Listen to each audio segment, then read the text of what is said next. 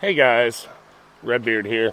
Look, we've been working on quite a bit of stuff this week. Got a lot put back together. Rebuilt that rear end. Got the backlash set.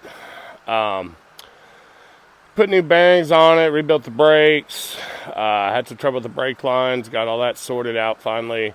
Anyway, today come down here and try to tie up some loose ends. We've had some. We didn't have any blinkers, we didn't have any brake lights, we didn't have a lot of lights weren't working. So kind of started going through all that today. Got a good bit done. I have enough to put it back together and get it all working, but I think I want to order some stuff to match the front end on the rear. So give me just a second and I'll show you what we got here. So here we go, here's our hazard lights. I can turn the key on and show you the blinkers actually work too.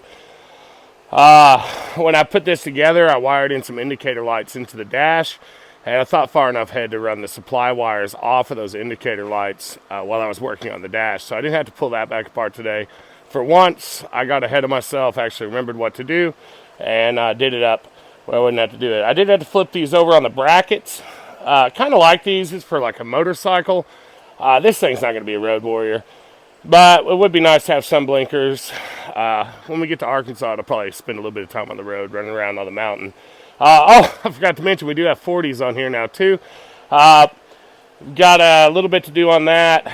I need to, this is an IFS front axle width, and the rear is a standard, so there's 3 inches of difference. So I'm running 1.5 inch spacers in the rear. It's probably going to sound goofy, but I'm going to move the 1.5 inch to the front. I've ordered some 3 inch for the rear, because the offset is in quite a ways on these wheels compared to the old ones. And with the work we did on the fenders and everything, I feel it's a little bit too tucked. Amazingly, the front end does clear full lock to lock. We don't have any rubbing issues on 40s. Does that mean we're going to stick with 40s? These are whooped. Okay, so they're just temporary. Probably what we're going to end up doing is mounting. I got a set of 36-inch TSL SXs back there in the back, but they're for 17-inch rims, and that was the whole goal, was to get up to 17-inch rims. We've done that now. So I've got these sitting here on 12 pounds of air. We may play around with them a little bit, see if we like it. There are some old Goodyear MTRs. One of them does have some cracking. I'm guessing it's set flat for a long time. But anyway, other than that, not really scared of them, other than a little bit of cracking on that rear tire. That's not great. But if you give me just a minute, guys, we'll go in and look at the rear end of this and see what's going on back there. Hey, guys, here we are. As you can see here, I just hooked up these little green lights because checking all the circuits out, right? Trying to figure out what was going on. So, memory served me, most Suzuki bumpers have 2 sets of lights in them, because the wiring's a bit weird. When you start trying to cross them up to make the brakes and the blinkers work on the same circuit, you have undesired consequences, like your blinker indicators, your front. Yeah, lots of things start getting kind of weird on you. So anyway, old boy had like a trailer wire kit wired in, and it was pretty rough. I removed a little bit of wire. Anyway, cut all that out. Went back to the factory wire and started splicing in. So what I got is the brakes are on this circuit and the blinkers are on the independent circuit. So without ordering parts, I can drill me some 3/4 holes right here at the corner and pop these green lights in on each side. And if we ever needed to, we'd swap them out for red or amber just to make it legal, right? But for now, I may do that. I kind of like these button lights, so I may drill in here and pop them grommets in and put the blinkers through there. I do have all this working too. Let me show you that. I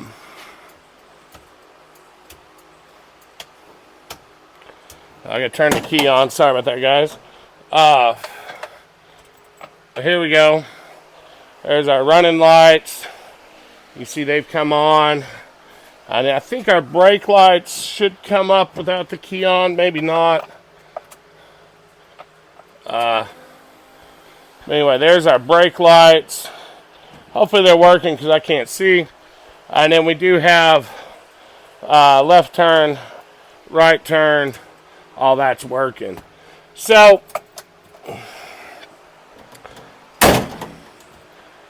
Suzuki wiring can be a bit weird. I've run into it before. Probably the hardest thing I ever had to do was we were trying to flat tow a Samurai down in Louisiana. And I remember trying to tap all the circuits and get that wired in to flat tow, and it was pretty interesting. But I did get it back then, but that's been 20, 21 years ago. I couldn't tell you how I did it now, to be honest with you.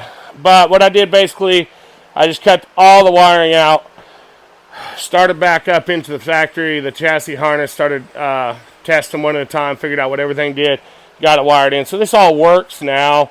I'll just run it off temporary ground I got here.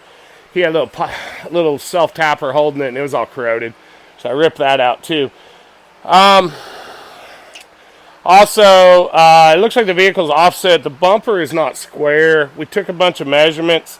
We're within a 1/4 inch offset on each side, like where it needs to be as far as the links. I could probably tweak that 1/4 inch out with the links, but we're pretty close. But what's throwing everything off is this bumper actually protrudes a hair further on this side. Once we get the extra spacers in here and get this moved out, I don't think that's going to be an issue. If it is, we'll figure it out. We'll address it. I mean, that ain't the biggest thing we've had to come up with.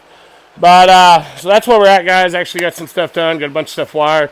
But one of the coolest things is we were out looking for these brake parts. This little divider valve, this little T here. I wouldn't think it'd be that hard to find. I went to 4 parts stores on Sunday, and nobody had it. Nobody could order it. I needed a part number. I don't know what the part number is. So anyway, buddy of mine come over, and he had a tap, cleaned up the threads, and everything's sealed. Everything holds tight. No leaks overnight. Pumped the brakes a lot. My little auto bleeder actually worked, which that's the first time I've actually got really good. It's like a siphon style. You know, you plug the air in it, and it's like a Ventura, and it pulls the brake fluid through. Got a lot of nasty out of the brake system, but brakes feel great. Like, they feel better than they've ever felt. Guys at Mr. Tire turned down my drums for me. Everything fit up nice. Finally got the right kit. Well, I got the right kit, but I removed a lot of the parking brake hardware. This thing does run a line lock, and I didn't have cables anyway. I had to put one piece back in so we could get the auto adjuster to work. But I got all that put together, all cleaned up, no leaks. I don't have any brake fluid coming out of my drums. So, knock on wood, I reused the wheel cylinders because they look good. Haven't had great luck reusing much on this rig. I did reuse that. Interesting thing, we had a pretty good leak on the differential. I couldn't figure out what it was. When I got all separated, what it was, there was a rough edge on the mounting face of the third member. And so I took a file, cleaned that off, actually used a gasket, buttered both sides, put it together. Cannot find any links. Everything leaks at this point. Everything's slapped together good. And I believe that the crush collar was never seated on the initial install of these gears. So I took some measurements, got that all done. I ended up I did reset that ring and pinion to 6,000s. So I read some specs. It's supposed to be, I think 3 to 6 was the spec. I went a little bit on the high side. But anyway, back to Sunday, running around all them parts stores. Advanced Auto's changing brands on ratchet straps. And so we bought a lot of ratchet straps, like a whole lot of ratchet straps. I'm going to run out of places to put them. We got some little ratchet straps. And we got some bigger ones, like a 4-wheeler maybe. Mainly just hold stuff down in the trailer when we running around. I do like these pull tension ones. They work great on like the 4-wheeler, the Razor, moving camp chairs around and stuff. So we might have bought a bunch of those too. But I tell you what, Dan, they had half off clearance, and we got half off of that. I don't know. All these ratchet straps, I think we're into it like $22. So not a bad deal. Come out to about $1.10 a strap. So anyway, even if they end up being disposable, not the best, as long as the stuff doesn't fall off the trailer, we're in good shape. So look, guys, thanks for catching up. I hope you're enjoying yourselves. We're going to have a little campfire this weekend. That should be good. We're going to go run the rig on the 40s in the woods. That'll be fun.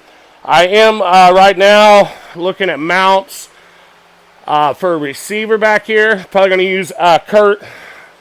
It's like a flat plate with the bent ends to hook the hooks into. And I'm probably just going to secure that up under here. It's not going to be great. I wouldn't tow anything down the road with it. But moving the smoker around the yard or something like that, I think it's going to be just fine. And I've got a bracket over here, I think I showed in an earlier video, that I've thought about laying up in here, and we'll get more weld penetration. I do have a welder again. I've got welder, I've got air, I've got everything, man. I'm ready to go.